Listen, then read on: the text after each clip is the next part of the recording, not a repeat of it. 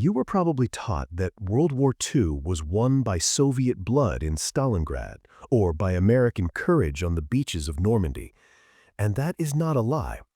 But there is a historical contradiction that almost no one dares to mention.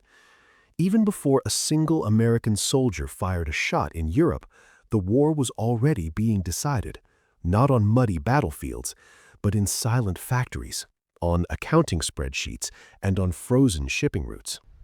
Today, we are going to unlock the archives of the most ambitious, lethal, and financially absurd program in human history, the secret that saved the world, Lend-Lease.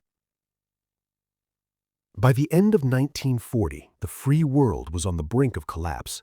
France had already fallen. The United Kingdom was practically bankrupt, fighting alone in the skies, while the United States watched from afar, bound by neutrality laws and by the fear of entering another war. And this is where Franklin D. Roosevelt comes in. He needed a loophole, a way to help without declaring war. So he used a simple analogy. He said something like this: if your neighbor's house is on fire, you don't charge for the garden hose. You lend the hose before the fire reaches your own house. And that is how Lend-Lease was born, the Lend-Lease Act. In practice, the United States would lend and lease supplies to countries whose defense was considered vital to American security. That is, weapons, food, fuel, ships, planes, trucks, a stream of resources that began to cross the ocean. Now, imagine yourself in Winston Churchill's shoes. You are watching your country's coffers empty out. Bombs are falling on London, and you know that if the United Kingdom falls, all of Europe becomes a continent dominated by Nazism. What would you do for a lifeline? That is the feeling of that moment, the difference between survival and the abyss. But then, in 1941, the event that changes everything happens. Germany makes its greatest strategic mistake, Operation Barbarossa, the invasion of the Soviet Union. And suddenly, the ideological enemy of the United States, Joseph Stalin, desperately needed Roosevelt's help, and America answered. But Lend-Lease did not send only tanks and planes. It sent the invisible blood that sustains any war: logistics, food, clothing, locomotives, fuel, spare parts, industrial materials. Because an army does not march on courage alone. An army marches with a full stomach, with boots on its feet, and with transport to move. Now, think with me. Have you ever stopped to imagine an army trying to survive the Russian winter without proper boots, without thermal clothing, without trucks to move ammunition, without locomotives to carry supplies? War is not only the moment of the shot, it is everything that comes before the shot, and that is what Lend-Lease was buying every single day. One detail is essential here. The Red Army's mobility depended on American trucks, and it is not an exaggeration to say that without those vehicles, many Soviet offensives would have been slower, less coordinated, and more vulnerable. Some of the Katyusha rocket launchers, for example, were mounted on trucks supplied by the United States. That changes the way you see the war, because the popular narrative is the USSR won alone, but reality has layers, and some of those layers were hidden for decades. And now comes the most delicate part, the part that touches national pride and historical propaganda. For a long time, Moscow's official narrative was that the Soviet Union defeated Germany practically alone. And yes, the Soviet sacrifice was enormous, millions and millions of lives. But backstage is not the stage, and some words only appear when the doors are closed. In memoirs and later accounts, Nikita Khrushchev described a private conversation with Stalin.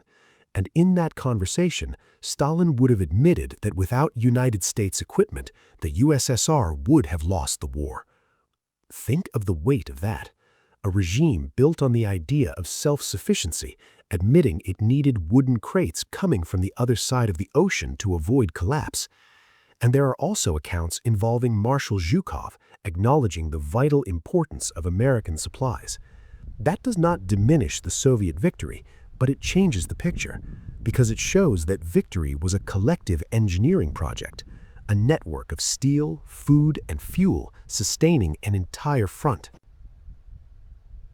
And here I want you to keep one sentence. Wars are not won with ideology alone, they're bought with logistics. And then you might be thinking, okay, but sending supplies is one thing, delivering them is another. And you're right, because Lend-Lease had a blood price, and that price was paid in ice, the Arctic convoys, shipping routes that left the United Kingdom and faced one of the most brutal journeys of the war: freezing seas, storms, darkness, and German submarines, U-boats, hunting like wolves. Now imagine yourself on a cargo ship, slow, heavy, packed with supplies. You know there's an enemy under the water. You don't see it, you only wait. And when a torpedo hits, there is no cinematic heroism. There is fire, there is ice, there is drowning. There are people dying so that a single tank reaches its destination. That's the human side of logistics, the invisible side, the side that almost never becomes a movie. And then, in 1945, the war ends. Lend-Lease is abruptly terminated. A lot of equipment was destroyed, returned, forgiven, but part of it became debt. And here comes a detail that seems unbelievable. Do you know when the United Kingdom finished paying that debt to the United States? On December 31st, 2006, more than 60 years later. That shows you what Lend-Lease really was. It was not just charity, it was financial engineering, it was geopolitical strategy. It was a mechanism that shaped the modern world order and helped crown the dollar as the center of the planet. And now I will ask you a direct question. If you thought World War II was decided only in Stalingrad or only on D-Day, after all of this, do you still think the war was only about battles? Or do you realize the war was also about factories, spreadsheets, ships, food, trucks, and frozen routes?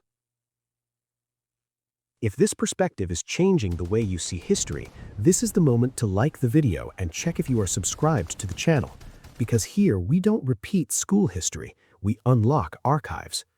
And before we finish, I want to leave you with one last reflection. Lend-Lease proves one thing.